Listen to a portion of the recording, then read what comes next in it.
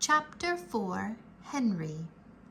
Jack gasped as Annie reached out her hand toward the pteranodon.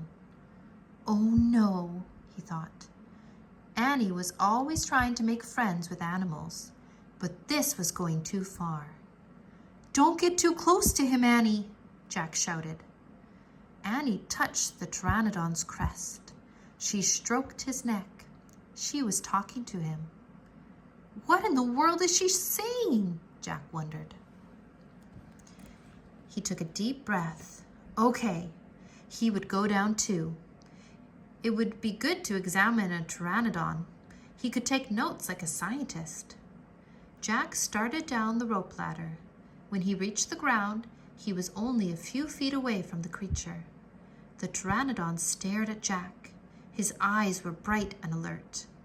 He's soft, Jack, said Annie. He feels like Henry. Jack snorted. He's no dog, Annie. Feel him, Jack, said Annie. Jack didn't move. Don't think, Jack. Just do it, Annie said. Jack stepped forward. He reached out very cautiously. He brushed his hand down the creature's neck. Interesting, Jack thought. A thin layer of fuzz covered the pteranodon's skin. Soft, huh? Said Annie. Jack reached into his backpack and pulled out a pencil and a notebook. He wrote, Fuzzy skin. What are you doing? Asked Annie.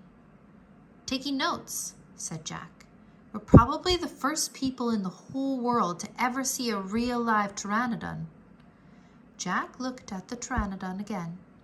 The bony crest on top of his head was longer than Jack's arm. I wonder how smart he is, Jack said. Very smart, said Annie. Don't count on it, said Jack. His brain's probably no bigger than a bean. No, he's very smart. I could feel it, said Annie. I'm going to call him Henry. Jack wrote in his notebook, small brain.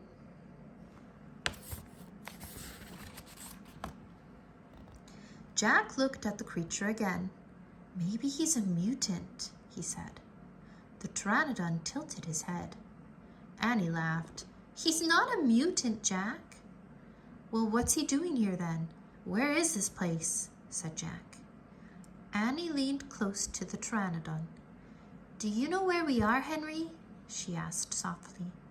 The creature fixed his eyes on Annie. His long jaws were opening and closing like a giant pair of scissors.